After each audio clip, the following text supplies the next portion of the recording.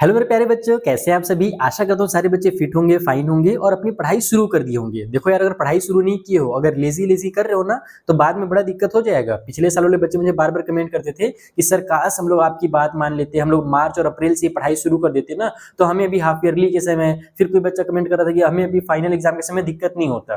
तो बेटा तुम लोग मेरी बात मानो और पढ़ाई शुरू कर दो। तो आज की वीडियो से मैं भी पढ़ाना शुरू कर दे रहा हूँ और आज हम लोग करने वाले हैं ये जो लेटेस्ट वाला हमारा एनसीईआरटी का बुक है क्लास 9 के लिए, इसका सॉल्यूशन स्टार्ट।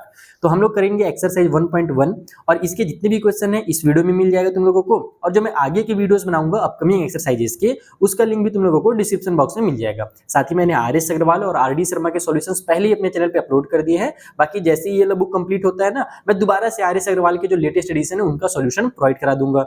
तो चलो बच्चा पार्टी अभी स्टार्ट करते हैं और पहला क्वेश्चन समझते हैं। इसमें हमें लोगों को दिया क्या है कि क्या 0 एक रैशनल नंबर है। रैशनल नंबर क्या होता है? ऐसे नंबर जिसे हम लोग p बाई क्यू के फॉर्म में लिख सकते हैं, सिंपल, जिसे हम फ्रैक्शन के फॉर्म में लिख सकते हैं, उसको रैशनल नंबर कहा जाता है। तो can you write it in the form of p by q where p and q are integers and q is not equal to 0। अब इसका मतलब क्या हुआ? जैसा कि मैंने बताया कि कोई भी नंबर जिसे p बाई क्यू के फॉर्म में लिखा जा सके, यानी कि फ्रैक्शन के फॉर्म में लिखा जा सके, उन नंबर को रैशनल नंबर कहते हैं। तो हमसे यही पूछ रहा है कि क्या 0 को हम लोग इस फॉर्म में लिख सकते हैं या नहीं लिख सकते हैं। अभी समझाऊंगा। दूसरा चीज हमसे ये बोल रहा है कि जहां पर p और q इंटीजर हो, यानी कि कोई नंबर हो हमारे, चाहे पॉजिटिव हो चाहे नेगेटिव हो, कुछ भी हो सकता है, लेकिन बस ये ध्यान रखना कि कोई भी जो रैशनल नंबर है ना, उसका डिनोमिनेटर में 0 नहीं होता है। वही ये लिखा हुआ है कि q is not equal to 0। इसका मतलब ये हुआ कि जितने भी रैशनल नंबर तुम लिख लो, बस डिनोमिनेटर में 0 मत लिखना। अगर नीचे तुमने 0 लिख दिया तो गड़बड़ हो जाएगा। तो अब ये पूछ रहा है कि क्या 0 रैशनल नंबर है या नहीं है। तो चलो इसको मैं एकदम डिटेल में तुम्हें कॉपी में एक्सप्लेन करता हूं। तो देखो, इसका आंसर तुम्हें इस तरीके से पहले तो लिखना है कि yes, 0 is a rational number. 0 एक रैशनल नंबर है क्योंकि हम इसे p बाई क्यू के फॉर्म में लिख सकते हैं, जहां पर p और q हमारे इंटीजर होंगे और q is not equal to 0 होगा। अब मैं तुमको इसको एक्सप्लेन भी करता हूं। देखो क्या होता है ना कि अगर हमारे पास 0 दिया हुआ है तो उसके नीचे में एक 1 हमेशा छुपा हुआ रहेगा। कोई भी नंबर तुमने पढ़ा है ना कि सर जी अगर मान लो 22 लिखा हुआ है तो उसके नीचे में एक 1 छुपा हुआ रहता है। कोई भी नंबर है उसके नीचे में 1 लिखा हुआ रहता है, छुपा हुआ रहता है। तो हम क्या कर सकते हैं कि 0 को भी 0 डिवाइड बाई 1 लिख सकते हैं। 0 को जब हम किसी भी नंबर से डिवाइड देते हैं बेटा ना, तो आंसर 0 ही आता है। चाहे तुम 0 को 2 से डिवाइड दे दो तो भी तुम्हारा आंसर 0 ही आएगा। तुम 0 को 3 से डिवाइड दे दो तो भी तुम्हारा आंसर 0 ही आएगा। तो कहने का मतलब ये है कि हमारे पास न्यूमरेटर में 0 आ रहा है और डिनोमिनेटर में कोई दूसरा नंबर हम कुछ भी लिख सकते हैं। तो यहाँ पर हमारे पास जो भी फ्रैक्शन वाले नंबर होते हैं, जो भी रैशनल नंबर होते हैं, वो p बाई क्यू के फॉर्म में होते हैं। ऊपर में हमारा 0 हो सकता है, उससे कोई दिक्कत नहीं है, बस नीचे जो q है वो 0 नहीं होना चाहिए। यानी फॉर एग्जाम्पल के लिए अगर तुम 1 डिवाइड बाई 0 लिख दो ना, तो ये गलत है, ये फाइनाइट नहीं है, इसे हम लोग फाइंड नहीं कर सकते, ये आइडेंटिफाई नहीं है। तो हमारे पास 0 डिवाइड बाई 1 लिखा जा सकता है, वैल्यू 0 होता है। 0 डिवाइड बाई 2 भी लिखेंगे तो भी 0 ही होगा। 0 डिवाइड बाई 3 लिखेंगे तो भी 0 होगा। जितना तुम लिखना चाहो लिख सकते हो। यानी कि 0 को हम लोग p बाई क्यू के फॉर्म में लिख सकते हैं। देखो यहाँ पर ये p बाई क्यू का फॉर्म है, ऊपर नीचे p बाई क्यू बन गया, फ्रैक्शन बन गया, और डिनोमिनेटर हमारा जो नीचे में है जिसे हम q बोलते हैं वो इक्वल टू 0 नहीं है। ये क्या 0 लिखा है क्या मैंने? नीचे नहीं लिखा है, 1 लिखा है, 2 लिखा है, 3 लिखा है। तो यस, 0 हमारा रैशनल नंबर हो जाएगा। तो बस यही इसका कॉन्सेप्ट है और कुछ नहीं, बहुत आसान है। क्लास 9 तुमको बहुत इजी लगेगा, एनसीईआरटी की बुक खास करके। अब हम लोग आते हैं दूसरे वाले क्वेश्चन में। दूसरा वाला क्वेश्चन जो है ना सबसे ज्यादा मजेदार है। इस क्वेश्चन में बोल रहा है कि find 6 rational number between 3 and 4।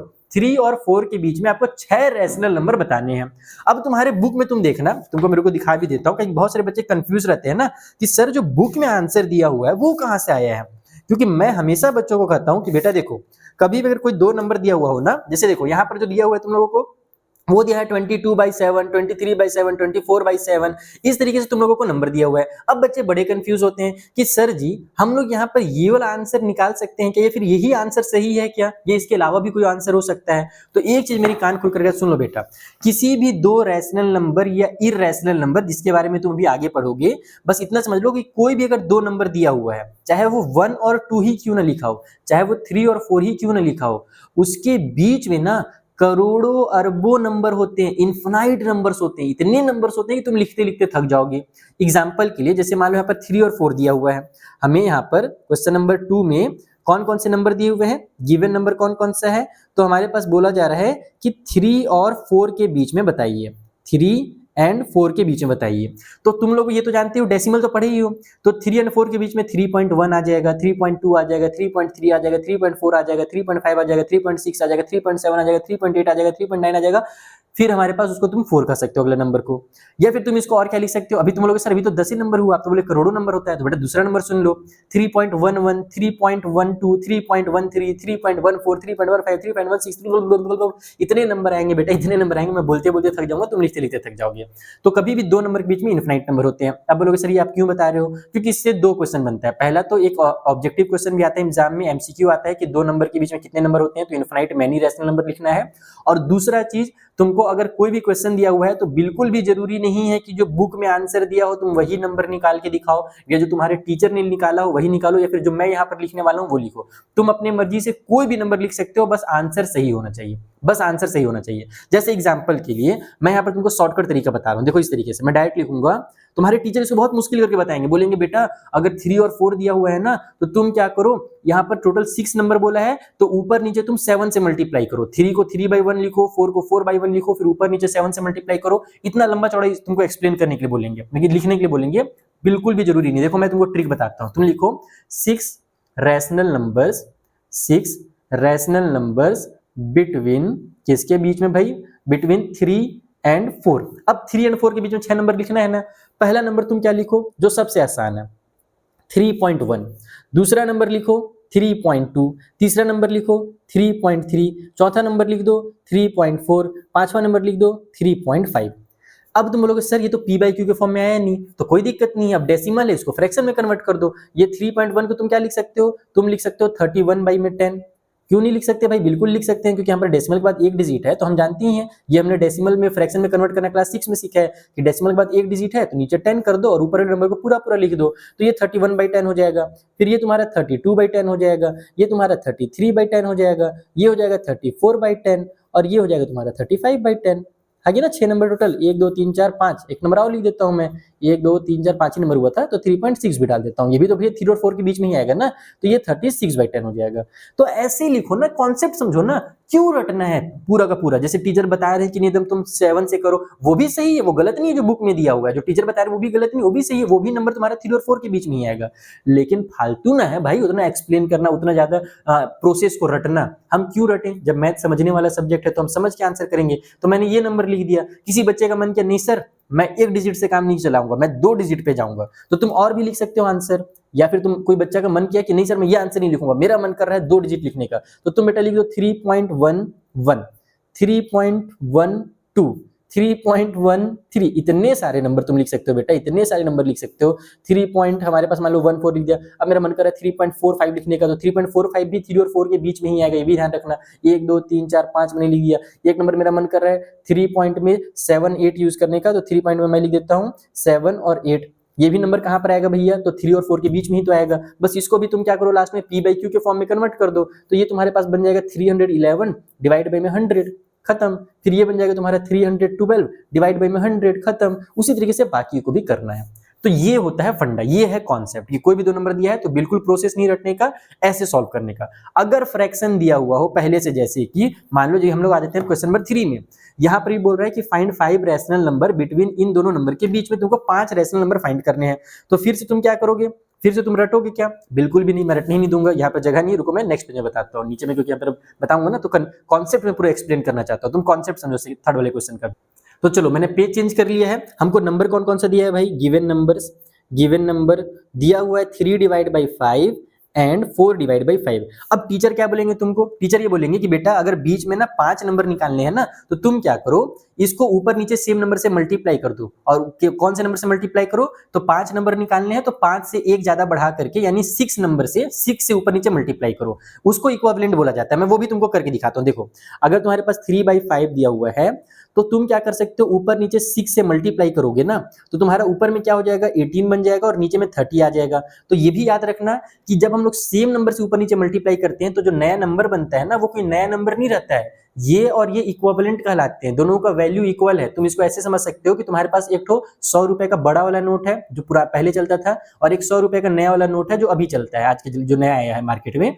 दोनों का तुम्हारा वैल्यू कितना है? 100 रुपया तो है। मार्केट में जाओगे सामान खरीदने तो 100 रुपए का तो वैल्यू मिलेगा तुमको, 100 रुपए का ही तो सामान मिलेगा, चाहे बड़ा नोट दो चाहे छोटा नोट दो। तो बस वही है कि जब हम ऊपर नीचे सेम नंबर से मल्टीप्लाई करके कोई दूसरा नंबर बनाते हैं ना, तो जो पहले नंबर है और जो बाद में नंबर बना है दोनों इक्विवेलेंट ही रहते हैं, दोनों का अलग अलग वैल्यू नहीं रहता है। बस फर्क ये हो जाता है कि 3/5 और 4/5 के बीच में हमको नंबर नहीं दिख रहा है, लेकिन अगर हम इसको 3/5 को हम लोग 18/30 बना दें और हमारे पास 4/5 है, तो इसका भी मल्टीप्लाई ऊपर नीचे हम लोग 6 से कर देते हैं। ये भी हमारा 6 से हो गया, ये भी 6 से हो गया, तो ऊपर में 24 और नीचे में 30 आ जाएगा। तो अब तुम इसके बीच में नंबर बता सकते हो 18/30 और 24/30 के बीच में 19/30, 20/30, बहुत सारे नंबर आ जाएंगे, है ना। 19/30 आ जाएगा, फिर 20/30 आ जाएगा, फिर तुम्हारे पास 21/30 आ जाएगा। इस तरीके से तुम्हारे पास 3 नंबर मैंने बता दिए, और भी तुम नंबर्स को लिख सकते हो, है ना। 30, 21, 22 ऐसे लिख सकते हो। और उसके अलावा बुक में बच्चे लोग एक और कंफ्यूजन रहता है कि सर मेरे को तो बुक वाला ही आंसर निकालना है, और बुक में कई बार क्या करते हैं ना, ऐसे नहीं लिखा रहता है, बुक में इसको स्मॉलेस्ट फॉर्म में कन्वर्ट करके लिख देता है, तो वो भी कर सकते हो तुम। इसमें से 0 को कट कर दो, यहाँ पर ये 3 से कट हो रहा है तो 3 से कट कर दो, ऐसे भी लिखा जाता है। जैसे मेरे को लग रहा है तुम्हारे बुक में दिया होगा स्मॉलेस्ट फॉर्म, कई बार क्योंकि दिया रहता है, आरएस एरोल वगैरह में तो दिया है, इसमें दिया है कि नहीं रुको मैं एक बार चेक कर लेता हूँ। तुम्हारे बुक में नहीं दिया, इसमें तो प्यारा सा एकदम आंसर दिया हुआ है फटाफट। और मैं यही तुम लोगों को बताने वाला था, ये जो तीसरा वाला दिया हुआ है ना, मैं यही समझाने वाला था कि अगर तुम्हारे पास ऊपर नीचे 6 से टीचर मल्टीप्लाई करने के बोलते हैं तो बिल्कुल भी जरूरी नहीं है कि तुम सेम नंबर से मल्टीप्लाई करो, क्योंकि मैंने देखा है स्कूलों में टीचर यही सिखाते हैं कि बेटा अगर 5 नंबर निकालना है तो ऊपर नीचे 6 से मल्टीप्लाई कर दो, अगर बीच में 10 नंबर्स निकालने हैं तो ऊपर नीचे 11 से मल्टीप्लाई कर दो। लेकिन मेरा रूल क्या पता है? मेरा रूल है एकदम डायरेक्ट वाला, मैं सेकंड वाला मेथड से बनाता हूँ, मैं डायरेक्ट मेथड से बनाता हूँ, और तुम लोगों को भी मैं यही मेथड बोलूंगा यूज करने के लिए। तुम्हारे एनसीईआरटी के बुक में बहुत अच्छा किया, ये मेथड ही दे दिया है एक तरह से। तुम क्या करो, तुम्हारे पास अगर 2 नंबर दिया हुआ है जिसका डिनोमिनेटर पहले से सेम है, कई बार डिनोमिनेटर अलग भी आता है, तो वो आरएस अग्रवाल की बुक में वैसे क्वेश्चन है, तो वो मैं अगले बुक किसी जब मैं वन शॉट बनाऊंगा या आरएस अग्रवाल पढ़ाऊंगा तब तुमको वो सिखाऊंगा कि अगर डिनोमिनेटर अलग है तो कैसे फाइंड करना है। फिलहाल दोनों का डिनोमिनेटर सेम है, 3/5 वहां पर 4/5 है। तुम दिमाग ज्यादा मत लगाओ, तुम सीधे ऊपर और नीचे 10 से मल्टीप्लाई कर दो, तो ये तुम्हारा 30 डिवाइड बाई में 50 हो गया। उसी तरीके से जो तुम्हारे पास 4/5 है उसका भी ऊपर 10 से और नीचे 10 से मल्टीप्लाई कर दो, तो ये हो जाएगा हमारा 40 डिवाइड बाई 50। अब तुम 30 और 40 के बीच में बहुत सारे नंबर लिख सकते हो। अगर मान लो तुमसे बोला जाता है कि 12 नंबर बताइए, टोटल 12 नंबर बताइए, यानी 10 से अगर ज्यादा नंबर बोल देता तब तो हम लोग 10 से मल्टीप्लाई करने से नहीं आएगा। अगर मान लो यहाँ पर बोलता है कि 3/5 और 4/5 के बीच में 12 नंबर बताइए, तो मैंने तो जो नंबर लिखे हैं अभी, तो अब इसके बीच में तो 12 नंबर नहीं आ रहा है, तब क्या करेंगे सर? तो और आसान है, फिर तुम क्या करो 100 से मल्टीप्लाई कर दो, ऊपर नीचे 100 से मल्टीप्लाई कर दो, यानी तुम सेम नंबर से ऊपर नीचे मल्टीप्लाई कर सकते हो। बस ध्यान रखना कि डिनोमिनेटर दोनों का सेम आना चाहिए, यहाँ पर 50 है तो यहाँ पर 50 आना चाहिए। तो अब तुम इसके बीच में जब नंबर लिखोगे तो तुम्हारे पास आ जाएगा 31 डिवाइड बाई में 50, फिर 32 डिवाइड बाई में 50 जो तुम्हारे बुक में दिया हुआ है, और यही तुमको लिखना ही है, 33 डिवाइड बाई 50 ऐसे लिख दो, खत्म करो, टेंशन मत लो ज्यादा। बहुत बार टीचर लोग जो मेथड बताते हैं ना, मेरे को बिल्कुल पसंद नहीं आता कि बच्चों को वो एकदम रटवाते हैं, और आरएस अग्रवाल वगैरह बुक में वो मेथड दिया भी है, तो वो सब तुमको नहीं करना है, तुम डायरेक्ट मेथड यूज करो। अगर तुमसे 10 से कम नंबर पूछा है किसी भी 2 नंबर के बीच में, तो सिंपली ऊपर नीचे 10 से मल्टीप्लाई कर दो, और अगर बहुत सारे नंबर पूछ लिया, जैसे 12 नंबर, 15 नंबर, 20 नंबर्स पूछ दिया किसी भी 2 नंबर के बीच में, तो ऊपर नीचे 100 से मल्टीप्लाई कर दो। और ये मजेदार बात बता रहा हूँ तुमको, बहुत मजेदार बात, कि जो 3/5 और 4/5 है ना, 3/5 और 4/5, इसके बीच में ये नंबर भी आते हैं, और यहाँ पर ये जो मैंने लिखा है ये भी इसके बीच में ही आएगा, 3/5 और 4/5 के बीच में ही आएगा। अगर मैं ऊपर नीचे यहाँ पर 100 से मल्टीप्लाई कर दूं, और फिर मैं जब नंबर लिखूंगा ना 301 बाई में 100, 100 नहीं 500 आएगा नीचे में, फिर 302 बाई में हमारा 500, तो वो नंबर भी इन दोनों के बीच में ही आएगा, कोई अलग से नहीं रहता। तुम ये मत सोचना कि ये जो नंबर सर लिख रहे हैं ये इनके बाहर आ रहा है, ऐसा बिल्कुल भी नहीं है, क्योंकि हमने इसको क्या क्या इक्विवेलेंट बनाया है। तो ये नंबर और ये नंबर इक्वल है, ये नंबर और ये नंबर इक्वल है, ये ध्यान रखना, इक्विवेलेंट बोलते हैं उसको। ओके बच्चा पार्टी, तो ये है बेसिक कॉन्सेप्ट तुम्हारा एक्सरसाइज 1.1 का, बहुत जरूरी है। 2 नंबर के बीच में रैशनल नंबर फाइंड करने वाला जो क्वेश्चन है वो हमेशा आता है, और आगे तुमको इरैशनल भी पढ़ना है, तो वो अगले एक्सरसाइज में पढ़ेंगे। अब हम लोग आ जाते हैं ट्रू फॉल्स में। पहला क्वेश्चन क्या है ट्रू फॉल्स का, पेंसिल पकड़ लेता हूँ, यहीं पे समझा देता हूँ। पहला क्वेश्चन है कि every natural number is a whole number. जितने भी हमारे नेचुरल नंबर होते हैं क्या वो होल नंबर होते हैं? तुम मुझे बताओ नेचुरल नंबर किसको कहा जाता है, याद है? क्लास 8 में कुछ पढ़ करके आए हो, अगर नहीं पढ़े हो तो कोई दिक्कत नहीं, मैं अब पढ़ाऊंगा, अब ध्यान से पढ़ना बस। देखो बेटा, जो नेचुरल नंबर होते हैं हमारे पास वो होते हैं 1, 2, 3, 4, आगे जितना भी तुम लिख लो, ये नेचुरल नंबर कहलाते हैं। और होल नंबर कौन सा होता है? होल नंबर कौन सा होता है सर? तो होल नंबर 0 से स्टार्ट होता है, 0 फिर 1 फिर 2 फिर 3 फिर 4, आगे हम जितने लिख ले वो होल नंबर हो जाता है। तो क्वेश्चन में क्या बोल रहा है कि हमारे जितने भी नेचुरल नंबर हैं सभी होल नंबर के अंदर आते हैं। तो यस, जितने भी तुम रैशनल नंबर लिख लो सब होल नंबर के अंदर आ जाएंगे, तुम आगे कितना बढ़ा लो वो भी होल नंबर के अंदर ही आ जाएगा। तो ये ट्रू है, फर्स्ट वाला पार्ट हमारा क्या हो गया? ट्रू हो गया। फिर सेकंड वाले पार्ट में क्या बोल रहा है? सेकंड वाले पार्ट में क्या बोल रहे हैं भाई कि every integer is a whole number, जितने भी इंटीजर हैं वो होल नंबर हैं क्या? अब इंटीजर किसको बोलते हैं सर? इंटीजर किसको बोलते हैं मेरे बच्चा पार्टी, जल्दी से बताओ। देखो इंटीजर बोलते हैं निगेटिव पॉजिटिव सारे नंबर को मिला करके। जैसे मान लो मैं -3 से लिखना शुरू करता हूं, बाकी इधर और भी आएगा, -2 हो गया, -1 हो गया, 0 हो गया, फिर 1 हो गया, फिर 2 हो गया, फिर 3 हो गया, ऐसे ऐसे जो नंबर यानी निगेटिव पॉजिटिव सारे नंबर को मिला करके हम लोग इंटीजर कहते हैं। ठीक है, अब हमसे क्वेश्चन में बोल रहा है कि जितने भी हमारे इंटीजर हैं वो सब होल नंबर होंगे। तो तुम ही मेरे को बताओ कि क्या -2 हमारा होल नंबर है? नहीं है ना, होल नंबर तो 0 से स्टार्ट होता है। तो जितने भी इंटीजर हैं वो होल नंबर नहीं होते हैं, क्योंकि इंटीजर में माइनस वाले भी नंबर आ जाते हैं और होल नंबर में माइनस वाले नंबर नहीं आते हैं। तो इसीलिए सेकेंड वाला हमारा फॉल्स हो जाएगा, गलत हो जाएगा। थर्ड वाले में क्या बोल रहा है भाई कि every rational number is a whole number, जितने भी हमारे रैशनल नंबर हैं क्या वो भी होल नंबर होते हैं? तो ये भी गलत लिखा है। कैसे गलत लिखा है वो समझ लो। थर्ड वाले में रैशनल नंबर हर उस नंबर को कहेंगे जो p बाई क्यू के फॉर्म में लिखा सकता है। हर उस नंबर को तुम रैशनल नंबर कहोगे जो तुम्हारा p बाई क्यू यानी कि फ्रैक्शन के फॉर्म में लिखा होना चाहिए। फॉर एग्जाम्पल के लिए 1/2 हो गया, 5/7 हो गया। अगर मैं 2 लिख रहा हूं तो ये भी एक रैशनल नंबर है, ध्यान रखना। जैसे 0 के नीचे 1 छिपा रहता है वैसे 2 के नीचे भी 1 है, तो 2 भी एक रैशनल नंबर ही है ना। 7 लिख रहा हूं तो 7 भी एक रैशनल नंबर है। माइनस में मैं कोई नंबर लिख रहा हूं तो वो भी एक रैशनल नंबर है, क्योंकि उसके भी नीचे कुछ ना कुछ छुपा रहेगा। जैसे माइनस का 5/2 लिख देता हूं तो वो भी रैशनल नंबर हो जाएगा। तो ये सब रैशनल नंबर है। ठीक है, यहां पर तुम देखो 2 और 7 तो होल नंबर में आ जाएगा, होल नंबर में हम आगे बढ़ेंगे तो 2 और 7 तो आ जाएगा, लेकिन ये नंबर होल नंबर थोड़ी कहलाते हैं, ये नंबर हमारे फ्रैक्शन वाले नंबर है। तो हमारा जो थर्ड वाला है ये भी फॉल्स हो गया, क्योंकि इसमें बोल दिया था कि जितने भी रैशनल नंबर हैं ये सभी होल नंबर में भी आते हैं। तो ये गलत है बच्चा, ये गलत है, ये सही नहीं है। तो इस तरीके से तुम्हारा ये एक्सरसाइज पूरा का पूरा कंप्लीट होता है। आई होप तुमको कॉन्सेप्ट समझ में आया होगा। अभी मैंने बेसिक शुरुआत किया है कॉन्सेप्ट समझाना, हम एनसीईआरटी को जल्दी जल्दी कवर करेंगे। तुम लोगों सभी से मेरा रिक्वेस्ट है कि जितना जल्दी हो सके एनसीईआरटी को कंप्लीट करो, क्योंकि इसमें कुछ नहीं दिया हुआ है, बहुत आसान सा एक्सरसाइज है, बहुत ईजी चैप्टर है, बहुत ईजी बुक है। और उसके बाद जब हम आर.एस. अग्रवाल करेंगे ना तब तगड़े तगड़े क्वेश्चन की प्रैक्टिस करेंगे। जैसे यहाँ पर बस तुमको एक ही क्वेश्चन दिया हुआ है कि 3/5 और 4/5 के बीच में नंबर बताइए, वहां पर अलग अलग क्वेश्चन आते हैं। वहां पर आ जाएगा 3/7 और 4/9 के बीच में नंबर बताइए, डिनोमिनेटर भी अलग अलग दे देगा, फिर वहां पर डिनोमिनेटर को पहले इक्वल करना पड़ेगा। तो ऐसे ऐसे क्वेश्चन हम लोग बहुत सारे करेंगे, तो टेंशन ना लो। तुम लोगों को एकदम मैं हाथ पकड़ लूंगा, तो एकदम एक बार हमने पकड़ लिया हाथ ना बेटा तो तुम्हारा फाइनल एग्जाम एकदम टॉपर बना करके छोड़ेंगे तुमको, टेंशन ना लो। चलो मिलते हैं हम लोग नेक्स्ट वीडियो में। बाकी जो मैंने लिखा है इसके नोट्स तुम लोगों को हमारे टेलीग्राम चैनल पे मिल जाएगा। टेलीग्राम चैनल का लिंक तुम लोगों को मैंने डिस्क्रिप्शन बॉक्स में दे दिया है, जरूर विजिट करना। ठीक है, चलो टाटा बाय बाय। कुछ छूट गया हो तो मुझे याद दिला देना कमेंट करके, और अगर कुछ कंफ्यूजन रहा हो तो भी मुझे कमेंट करके जरूर बताना कि सर ये कंफ्यूजन है, ताकि फिर मैं उस कंफ्यूजन को दूर कर सकूं। थैंक यू वंस अगेन मेरे बच्चा पार्टी।